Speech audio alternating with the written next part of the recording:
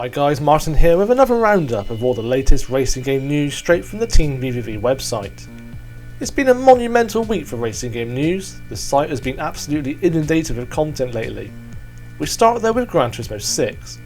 With less than a month to go now until the release of the PS3's Swan Song Racer, Polyphony has issued an information overload confirming the car list, the tracks, as well as some additional surprise new features.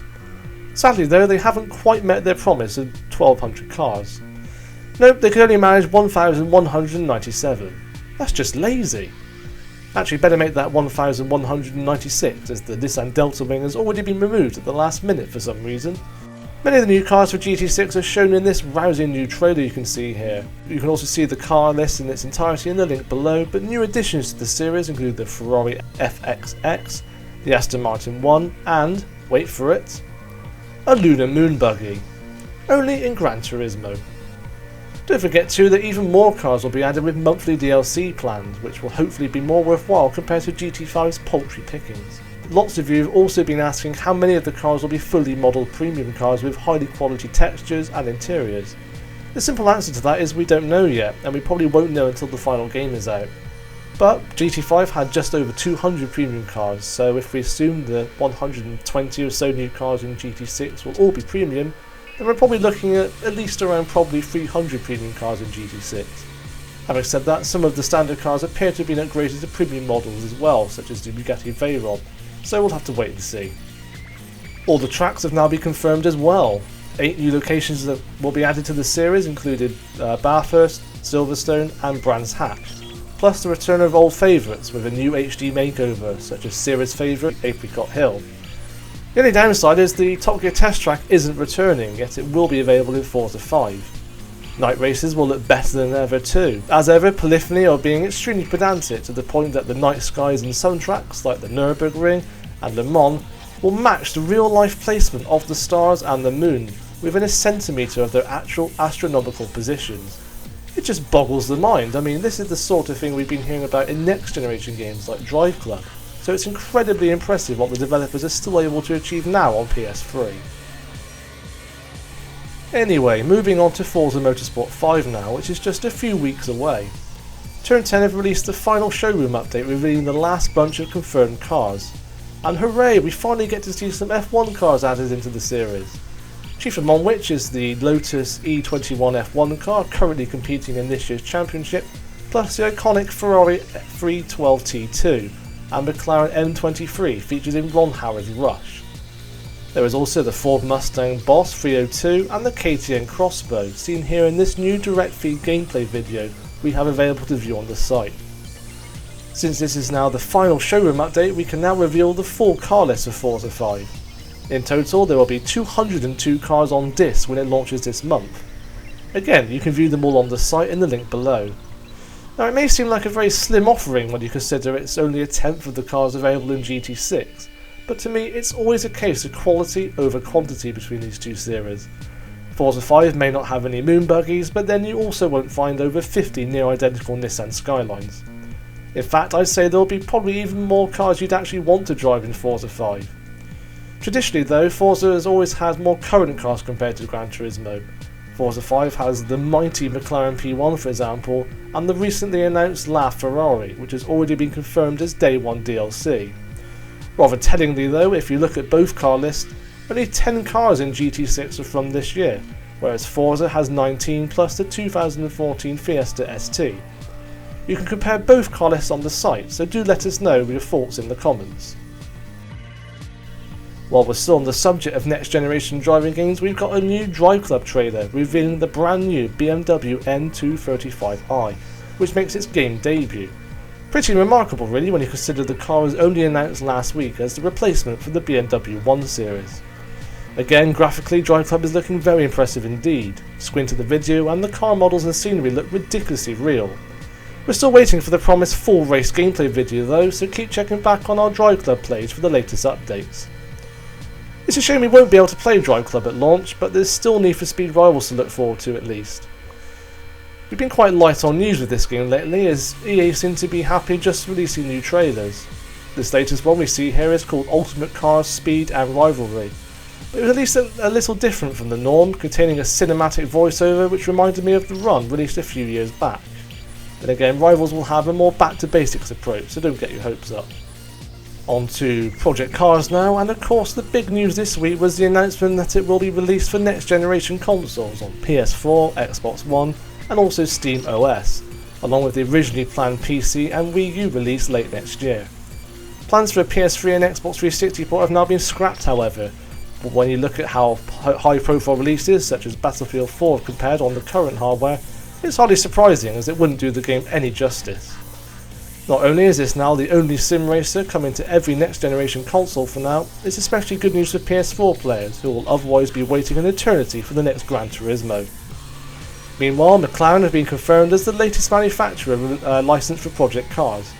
5 of their current and classic cars will be added over time, ranging from the legendary F1 to the current MP4-12C, and of course the P1, which we all know as Forza 5's cover car star. As a bonus, we can also look forward to 2 McLaren race cars, the F1 GTR and the 12C GT3. Project Cars is still a very long way off though, yet with all this talk about it, it's easy to forget about Assetto Corsa. It's been an agonising wait with several delays, but PC players can now finally get a hands-on with a beta of Assetto Corsa by pre-ordering on Steam Early Access. With only 11 cars, a handful of tracks and no other luxuries like multiplayer, AI or even car damage, the initial package is a bit bare bones really, but content will be added every 2 weeks until the final release next year. You can check out the link below for a full rundown of everything that's included. It's perfect timing too. Alan has been setting up his new gaming PC and has been working on his hands-on coverage for Assetto Corsa, the first of which should be up on the channel by the time this goes out. Just to complete the PC sim racing circle here, there's been quite a few developments in iRacing lately. Again, we certainly hope to cover more soon. It was recently approved on Steam Greenlight, which should give it some more exposure, where it joins the likes of fellow sim racing developers Slightly Mad Studios and Simbin. We've also had the release of the Bathurst circuit, which seems to be invading every current racing game lately, seen here in this rather cinematic trailer we have posted on the site. Next month also marks the 3rd annual iRacing Pro Race of Champions, where real professional racing drivers compete in the virtual world of iRacing. The 2-race event takes place on December 12th, starting with the NASCAR National Series. You can watch the race unfold on iRacing.com, but we'll be keeping track of all the developments on the Team VVV site. Elsewhere, we haven't really seen much from R-Factor 2 in a while, but the team is currently busy building the new Indianapolis track.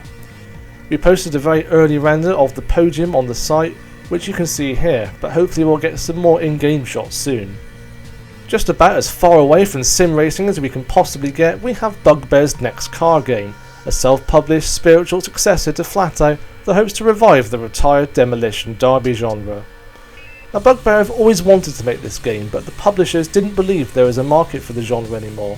So, to prove them wrong, they enlisted the community to help fund the project whilst the Steam Greenlight campaign was underway. Suffice to say, it took just 9 days for next car game to be greenlit. This week however saw Bugbear start a Kickstarter campaign with a $350,000 goal. The hope is that they can raise enough funding to release it on PS4 and Xbox One, just like Project Cars. As a massive fan of Flatout and the genre, I've been closely following next car game, so I'm hoping to cover this providing I can get a hands-on with it soon. It all looks very promising indeed, especially with the soft body deformation, which I think will set new standards for car damage in games. And in case you're wondering, no, the final game won't be called Next Car Game. Bugbear are inviting players to suggest names, so do let us know if you have any ideas. If you want to show your support, we've got a link to the Kickstarter campaign in the news article. There's been a lot of DLC added to some racing games released this year. If we start with MotoGP 13, Milestone have released their Champions DLC pack, which adds 14 legendary riders from the past MotoGP championships. As ever, there's a full list of the content included and pricing details, plus loads of new screenshots on the site. There's new content for Grid too. We've seen lots of car DLC packs, which Coddy covered on the channel before, but now we're starting to get new tracks as well, which is good to see, as I felt Grid 2 is lacking in memorable tracks on release. First up is Spa, which also comes with 2 GT racing cars. Full details at the link below. The next scheduled track due out soon comes as no surprise though. Yes, it's Bathurst, coincidentally at the same time as GT6, Forza 5 and iRacing. Good on Codemasters for conforming there. With Grid 2 and F1 2013 out of the way and the next generation consoles looming, Codemasters have teased their next super secret project. The game is being kept under wraps for now, but Codemasters are inviting players to visit the studio, test drive the secret game, and provide feedback ahead of the announcement. Further details of how to apply are on the site, but do let us know what you think the game could be. My money's on Dirt 4. F1 Race Stars also got a new lease of life with a new powered up edition for Wii U, adding 4 new tracks and other Wii U exclusive features. It's due out in December, but luckily for Codemasters, Mario Kart 8 isn't out until next spring. Come to think of it, a new racing game would probably be quite welcome on Wii U about now. It's a bit like the Vita at the moment, where there's been literally no racing games since last year, with Sonic Transformed and Need for Speed Most Wanted the only offerings on Wii U right now. Next year will be different at least though, with the major releases of Mario Kart 8 and of course Project Cars. If you're an avid Xbox player and a fan of racing games, chances are you have fond memories of Project Gotham Racing. Indeed, it's been 6 years since the last one, Project Gotham Racing 4, and rumours have been rife ever since that a sequel is in development. Sadly, Microsoft have now confirmed the contrary. There is no Project Gotham Racing game in development right now, and there probably won't be for some time. Instead, Microsoft are focusing on Forza. Interestingly, they seem to classify Forza Motorsport and Horizon as 2 completely separate franchises, meaning there would be no room for a third racing series according to them. I think we could take that then as near confirmation that a Forza Horizon sequel is in the works. I do feel though there still would be room for Project Gotham. Its fun arcade style and tight street courses provided a nice contrast to Forza's relentless simulation track racing. Speaking of bizarre creations, the cult classic Blur has had a surprise sequel. It's called Blur Overdrive, but before you get too excited, it's a free-to-play mobile racing game. I've had a quick play myself. In fact, it took a very long time since I couldn't even get it to work on my phone until they released a patch. To be honest though, it has very little in common with the original Blur, other than the fact it has power-ups. Firstly, it's a top-down racer, and there are no licensed cars or locations, which to me was the whole appeal of Blur. You have this kind of unique blend of real-world cars, Mario Kart-style power-ups, and fantasy tracks based in familiar places. Without that, Blur Overdrive just feels like a generic power-up racer, which are 2 a penny on the marketplace right now.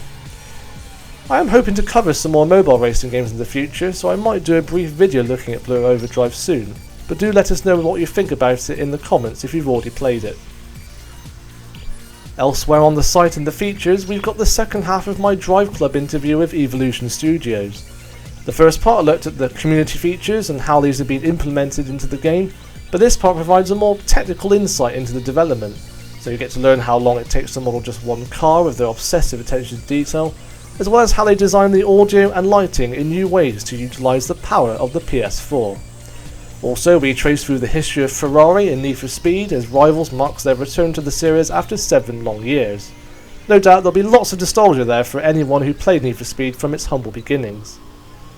And finally, join us on the journey of WRC4 in a roundup of all of Alan's rally videos. We've still got more WRC4 content to come on the website too, including an interview I did with Milestone addressing some of your feedback on the game, plus plenty of Vita coverage, and of course my final review. That's it for now though, but I'll be back next time for another update. Do let us know what you think of the format too. It's something new we're trying and it's certainly a new avenue for me, so I'd love to know your thoughts. In the meantime, you can visit teamvreview.com for all the latest racing game news, and you can also follow us on Facebook and Twitter.